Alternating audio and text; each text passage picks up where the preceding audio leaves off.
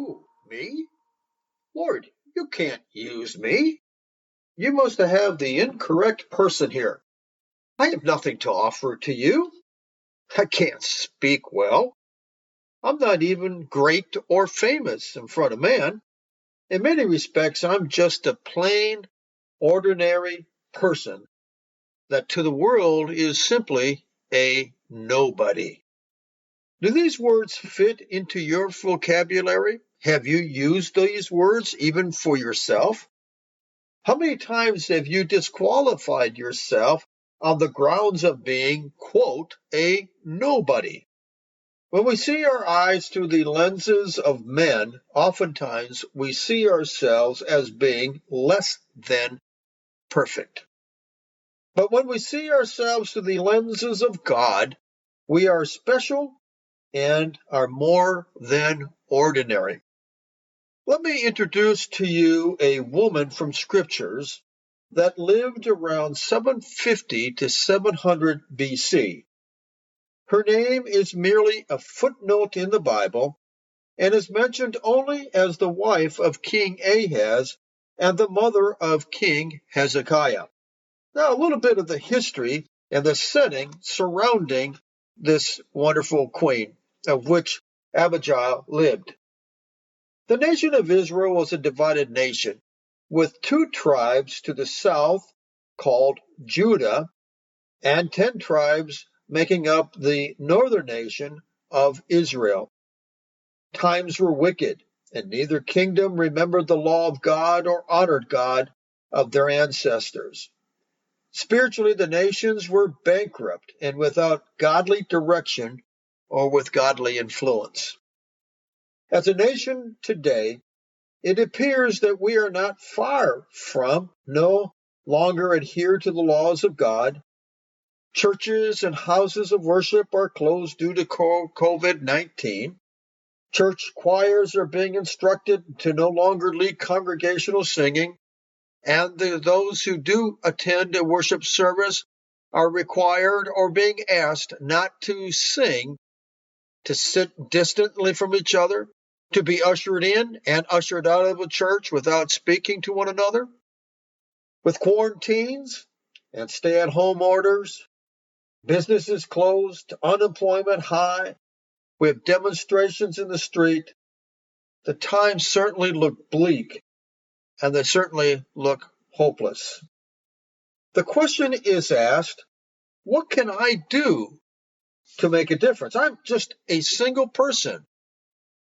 In fact, I feel like though I am a nobody.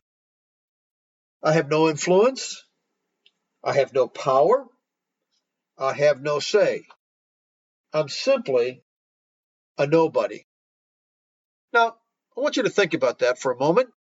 As we go back to the scriptures of 2 Chronicles 29, and let's meet Abijah. Who was she? What was she able to do in her life?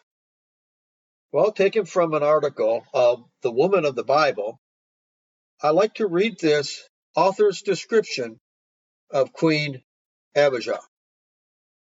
Abi, or Abijah, is a woman mentioned in only 2 sentences in the entire Old and New Testament of her relations to the kings of the northern and southern tribes of Israel.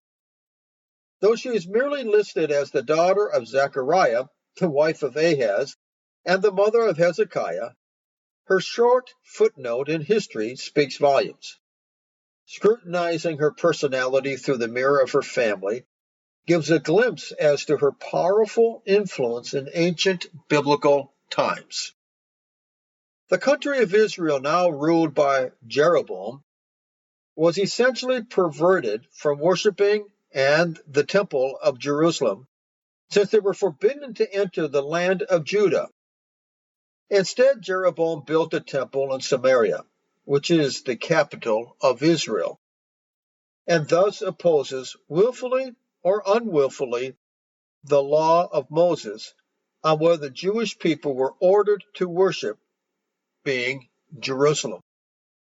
Jeroboam and the country Israel, now separated from the land of Judah and worshiping outside of Jerusalem, begin to assimilate the pagan traditions of other tribes and further stray from adhering to their Jewish law and traditions of worship. Here enters Zechariah, Abijah's father, who succeeds Jeroboam as king of the northern tribes of Israel in 753 BC, and rules for 6 months in Samaria.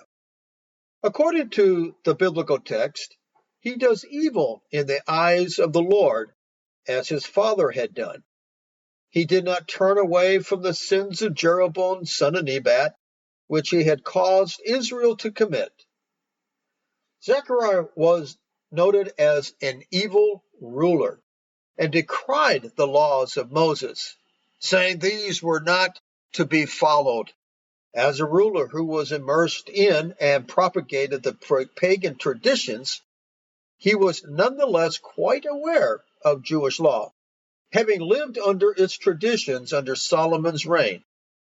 His daughter, Abijah, would have also been raised under some guise of Jewish traditions as well, as their culture and her household would have been a mixture of both lifestyles.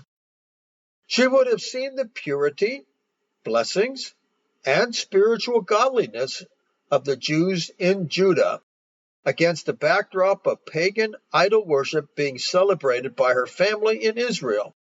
Abijah would have discerned how the further away the people and her father the king went from God's law, the further the people of Israel slid into a life of depravity and of evil. Abijah's story doesn't end here, as she is soon married to King Ahaz of the land of Judah, this is being the southern kingdom. How and why this marriage takes place is a mystery, since she is a daughter of the northern tribes of Israel. Remember, they are a divided kingdom. Perhaps it was a marriage for treaty between two kingdoms, the south and the north, as was often the case during ancient times. Women were used as bargaining chips for wealth or as a contractual alliance between warring nations. Since she had no children and no father, she could have been turned over as a slave wife. Quite presumably, this was not a desired marriage on her part, especially since King Ahaz proves to be one of the most evil kings of Judah. Although her husband is a descendant of King David, he not only defiles Jewish law, he becomes one of the most evil kings to reign over Judah. Amongst his many grievances against the holy nation, King Ahaz cast idols for worshiping Baal, burned sacrifices in the valley of Ben Hinnom, and offered sacrifices to the gods of Damascus. Most horrific, though, is when he sacrificed his sons in the fire, which is against the Jewish law found in Leviticus 18:21. The Bible does not clearly state if these are the sons that he had with Abijah, or perhaps with another wife. But for Abijah to watch her children or stepchildren murdered by being burned to death, or having gone through the fire as being dedicated to the fire gods, would have left an indelible impression on her, going against God's law, as both her father and her husband did, led only to the torturous death of those who were close to her. Seeing again how defiance of God's laws leads only to death, Abijah would quite literally run into the arms of God and put her faith, trust, love, and hope back into the God of Abraham. She vows to serve him, not outwardly as fear that her husband could put her to death, but through her son Hezekiah, teaching him the ways of the ancients and instructing him on the laws of Moses and of King David. She knows that the adherence to the law and worshiping God of Abraham will be the key to saving the nations of Judah and of Israel. According to the Hebrew historian Josephus, Abijah also became a citizen of Jerusalem through her marriage to King Ahaz, and thus enjoyed the many rights that this afforded her.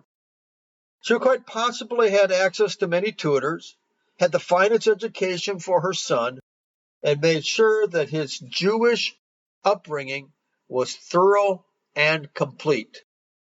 More importantly, she exerted the strongest spiritual influence on her son so that Hezekiah would worship God without compromise and restore his country back to the ways of King David and Solomon before him.